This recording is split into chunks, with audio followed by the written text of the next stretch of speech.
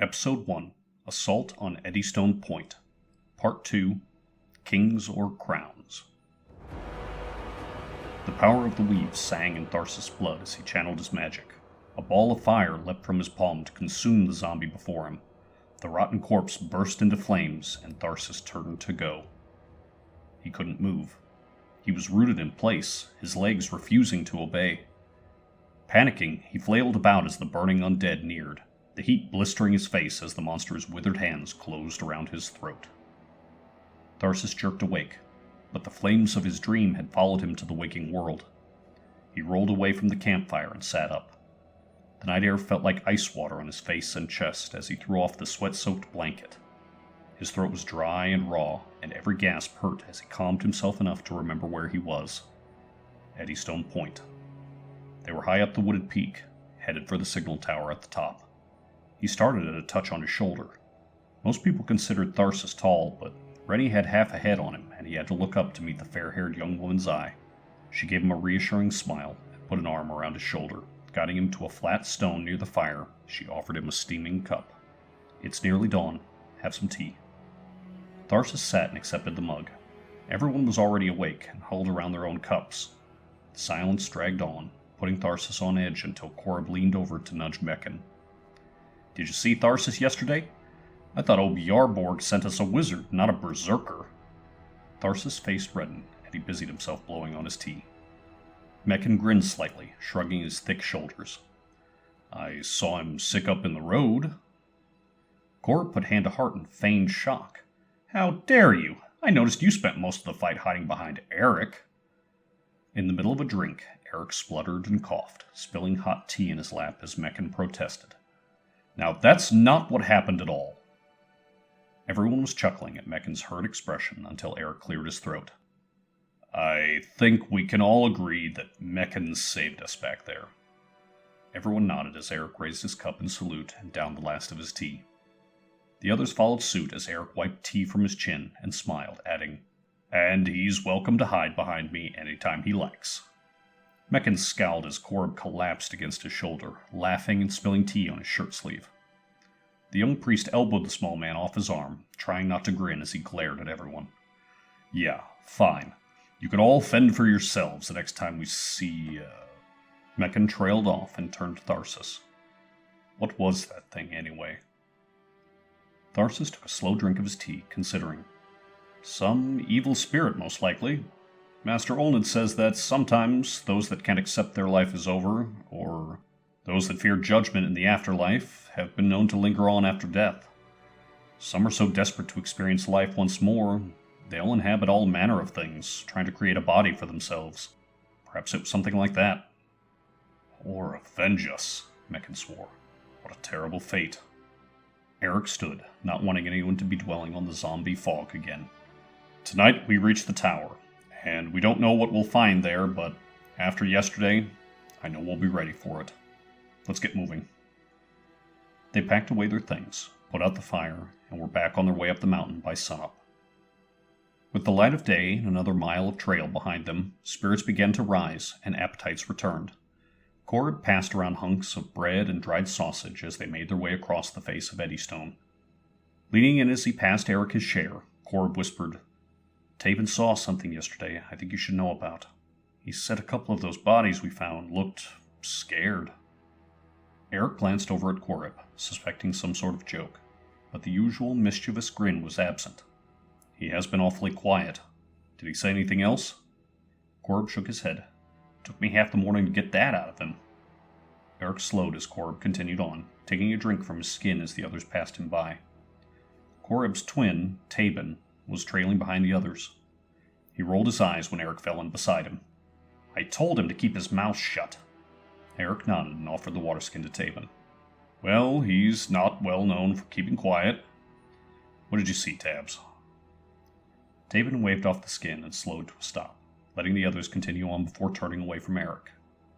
"Some of those men we found in the bush looked like they died afraid." Eric stood quiet, letting Taven take his time. "Their faces were all twisted, and when they rose and came at us, I didn't see any wounds on them, just those faces." Tapin started when Eric put a hand on his shoulder. Come on, let's catch up. By midday, the wind was picking up, and they could hear distant thunder. The mists continued to thicken the higher they went, and the sky grew dark as the storm gathered. With barely enough light to make out the trail, the rains came. It quickly turned into a downpour, and the lightning seemed to flick about right over their heads, pounding on their ears as thunder echoed across the Sword Mountains. They decided not to stop, though. The distance between the switchbacks was getting shorter and shorter, and they were sure the peak was near. As they rounded the northern face, the trail turned upslope sharply and ended at the base of the rocky cliffs that topped Eddistone Point. The carved stone path that continued from there was set deep in the cliff face and rose quickly over the scree and rock piles that made up the western side of the peak. As they neared the top, the sun finally dipped below the storm clouds, and the last light of day shone across the range, painting everything in strange shades of yellow and orange. Rennie and Eric were in the lead when she pushed him up against the cliff. "Everyone get back," she hissed, waving them off the center of the path. She leaned out and pointed up the cliff as they all hugged the wall. There it is. Almost directly above them was the tower, a squat conical structure with a couple of windows, but through the fog and rain it was hard to tell much else. They hugged the wall and moved on, looking over their shoulders even after the light faded and the tower disappeared once more. When the path neared the top, Rennie held up a hand to stop everyone.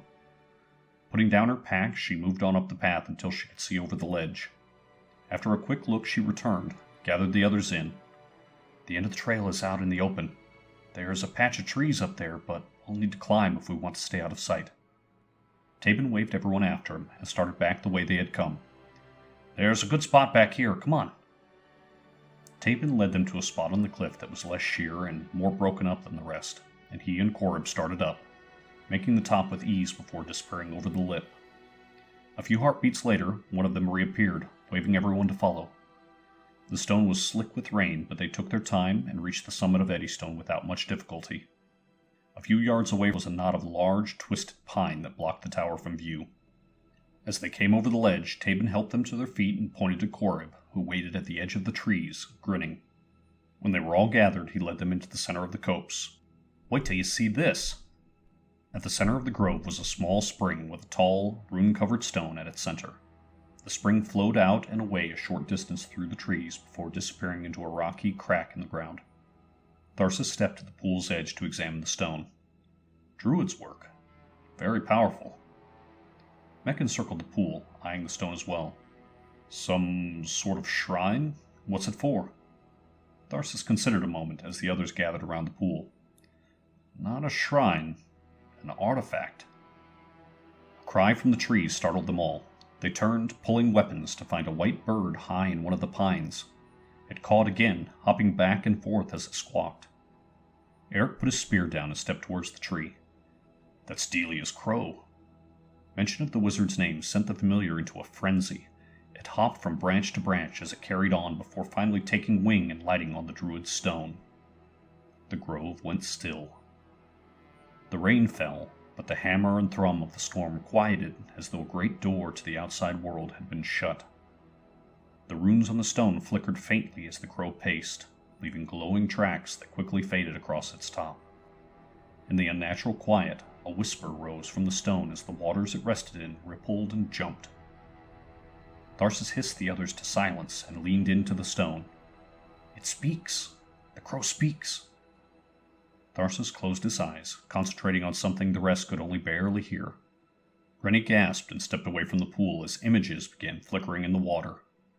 The forest trail, a white-haired woman, an old man on a black horse, a dwarf, demons, a tide of demons pouring down the mountain. Tharsis looked up at the white bird as it hopped around frantically. "Where is Delia?" The whispering of the stone grew loud enough they could all hear. "Tower, save, tower, tower." "How do we get to her?" "Tower, save, tower." The white crow took to the air, its cries lost as the din of the storm returned. Eric and the others gathered around Tharsis. What did it say? Tharsis shook his head. It was hard to make out, but they were attacked on the road. Some of them were killed. Delia was captured and taken to the tower. Eric picked up his spear and went to the twins. We need a way in. See what you can find. They followed the brothers through the copse and waited as the two crept up to the edge of the trees. Lightning flashed and the stone tower appeared out of the night only a dozen yards from where they hid. With a glance to each other, the twins darted out into the open and disappeared into the darkness. They waited, soaked and shivering in the night air, expecting to hear cries of alarm every time the storm lit the peak. A few tense minutes later, the pair returned, grinning and panting. Tabin recovered first and straightened from the tree he was leaning on. The door is hidden, but we found it. It's locked. Ohb nodded. There's several windows higher up, but they're all shuttered. Tharsis opened the case slung over his shoulder and brought out a small tube. Get me to the door and I can get us in. The worst of the storm had moved to the east when the crew broke from the trees and made for the tower. The rain had slowed to a drizzle, and the lightning no longer cracked directly overhead. Ohb and Tabin led them to a stone they had placed to mark the entrance and began running their hands over the wall. When they were sure of its exact placement, they moved aside for Eric and Tharsis. The young wizard knelt in the grass before the door so the much shorter Eric could block the rain with his shield. Tharsis opened the tube Master Olnet had given him and slipped out the scroll inside. With a quiet snap of his fingers, a small spark of light appeared over Tharsis' head. The gentle glow illuminated the parchment, and Tharsis began chanting. As the tempo and cadence of the spell rose, Rennie knocked an arrow, fearful someone inside might hear and investigate. With a final arcane command, Tharsis touched the palm of his hand to the stone. A mechanical clank sounded faintly as the locking mechanism turned and the secret door swung inward a few inches. As they had planned, Eric went in first, quietly shouldering open the door as Rennie followed, arrow drawn. The others were to follow and fan out, ready to overwhelm anyone that might be in the room. But Eric stopped just inside the door. It was filled with animals. At least a dozen horses and several mules were tied to the thick support beams spaced around the room. The nearest tossed its head and sidled away, snorting. Not wanting to spook them further, they closed the door and slowly spread out into the dimly lit room. The beasts had obviously been there too long. They were restless and irritated. Many of them had bite marks, and a couple looked to be limping. The room had not been swept for days. It stank of dung and urine, and they had to step carefully as they made their way around. Broken crates and empty sacks lay everywhere, their contents in piles or scattered across the floor. A large chicken coop stood empty against the wall, the plucked feathers of its former occupants carpeting the floor around it. On the far side, an iron ladder near the wall led to a closed hatch. Tabin climbed up and pressed his ear to it a few moments before climbing back down. Snoring. At least 2 people. When they were sure there was no one hiding in the room, Eric went to one of the more agitated horses, clucking and patting to calm its nervous stamping. Micken brought over a handful of oats from a torn bag, offering it to the finicky animal. We could go up, or try to lure them down. Eric thought a moment. Up. We might get lucky, catch them sleeping. Micken nodded, another question on his lips, when a groan interrupted them. Micken and Eric turned to the center of the room, weapons raised. As they slowly advanced across the room, they froze as the groan came again, this time from beneath them. Between their boots was a large drain. Is there someone down there? Help me with this. Eric leaned his spear against the nearest pillar as Micken put up his axe and they lifted the heavy iron grill out of the floor. The chute angled away to the west, and Micken leaned as far as he could into the hole before looking up to Eric. There is someone down there. Micken bent down to the hole again, cupping a hand to his mouth and hissing as loud as he dared. Hey, can you hear me? We're going to get you out of there. Micken listened a moment, but the only answer he got was another soft groan. Eric whistled softly to get everyone's attention and waved them over. There's someone stuck down this hole. We need rope. Micken and Rennie each got the ropes from their packs and started tying large loops in the end of them. Micken looked down at the opening in the floor and then up at the twins with a grin. Not very big. Which one of you is going down? The twins looked at each other, squinting daggers before Ohb took out the iron coin Master Seeker had given him and offered it. Tabin took it and flipped it, clapping his hands together over it as it descended. He stood with his hands together as though in prayer and offered them out. I'm kings, your crowns. Ohb nodded and turned Tabin's hand flat to one side. Tabin lifted the top hand. The spear and axe showed. Ohb groaned and had started pulling weapons from his belt. After removing everything, he lay down on the filthy stone to get a look. Ugh, it reeks down there. I'm going to need a light. Tabin took one of the oil lamps off the wall and lay down next to him, sticking it down the hole. The light didn't reach all the way to the end, but they could see someone moving. Looks like he's snagged on something. If you jostle him too much before getting that rope on, he's likely to go. Ohb nodded and whispered, "To let me fall." Tabin stood and took his brother's hand to help him up, grasping it just a moment longer than necessary before letting go. "Give me your cloak." Ohb unpinned the brown wool garment and traded it for one of the ropes. He slipped the loop over his head, tightened it around his waist, and lowered himself into the drain as Mekken and Eric took up the other end. After a short drop, the chute angled away towards the cliff outside, and Ohb had to sit in the muck at the bottom to slide in. Tabin lowered the rope to him and held the lamp as Ohb rolled over and started down the steep slope, face down, hands and feet out to either wall. The bottom of the chute was slick with grease and mold, but the walls were rough-hewn, and his feet found good purchase. Ohb tried to keep his head up and away from the slime, but the smell of garbage and waste was strong, and he gagged several times as he picked his way down. It was 10 yards at least till he could make out the end of the chute. The lamp did little at this distance, and his eyes had to adjust to the gloom. As he reached the still form, he realized it was a dwarf. Likely the very one Master Edmund had described to them. Harold lay unconscious, a short stride from open air. He was face down, with his arms stretched awkwardly above his head. His shirt had snagged on a sharp rock, but was already pulled half off, and Ohb was sure that if he moved him, he would slip out of the shirt entirely. Ohb slowly made his way past the dwarf, heart pounding as he tried not to dwell on how close to the edge his boots were. Shaking from the strain, he reached down and took careful hold of one of Harold's boots to slip the rope over it. As he lifted the foot, Harold groaned again and shifted. The movement proved too much strain for the shirt. With a pop, the dwarf started sliding. Ohb fell on top of Harold as his arm was knocked out from under him. Desperately wrapping his arms and legs around the unconscious dwarf, Ohb buried his face in the dwarf's tangled beard as they slid towards the edge. The rope went taut, just as Ohb's boots slipped out into the night. In panicked relief, he nearly lost his grip on Harold as the dead weight of the dwarf jolted him. The lamplight disappeared suddenly, and a moment later, Ohb was being pulled back up. His grip on the dwarf wasn't strong enough, though, and he was being pulled away. With a desperate heave, Ohb rolled onto his back. The shirtless dwarf was slick with muck and fever sweat, but Ohb managed to roll the dwarf over on top of himself and wrap his arms firmly around Harold's chest. Tabin heard his brother yelp and saw him go down. Hopping up from the drain, he tossed the lamp down and leapt to the rope. "Bring him back up! Come on, pull!" Tharsis took up the rope as well, and they started bringing him up, slow and jerky at first, before they found a rhythm.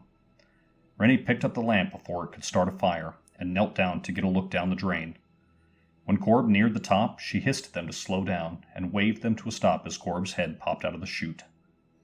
They dropped the rope and crowded around the drain, everyone reaching into the hole to help bring up the unconscious dwarf. Tabin took his brother's hand to help him out and nearly pulled him off his feet as he wrapped him in a tight hug. Ohb winced, but waited a few moments before shaking his brother off. "All right, you sap, get off me." Tabin stepped back, his smile falling away as he noticed Ohb's shoulder. His shirt sleeve was torn away, and blood ran freely from a number of scrapes and gashes on his upper arm. Ohb looked down. "Got drug along the wall on the way up." Tabin turned him around to get a better look at the wounds, and pulled a cloth from his pocket. "That needs healing. I'll get Mekken." Ohb took the handkerchief and pressed it to his shoulder. "No, that dwarf is in bad shape. He needs it more than I do. Just wrap it up." Tabin looked between Ohb and Harold and nodded reluctantly. Tharsis and Mekken knelt over the shirtless dwarf to check his injuries. The little of his face that wasn't covered in dark bruises was pale and glistening with fever sweat. His swollen ribs were mottled purple and red, and Harold's breathing came ragged and shallow. Mekken shook his head. "I can't heal all of this. I think the ribs are the worst." Tharsis gingerly inspected the dwarf's scalp. "He's got a bad head wound. Too much dried blood. I can't even see it." Mekken nodded and cupped his hands over the worst of the bruising. Closing his eyes, Mekken murmured a prayer as a faint light leaked from between his fingers.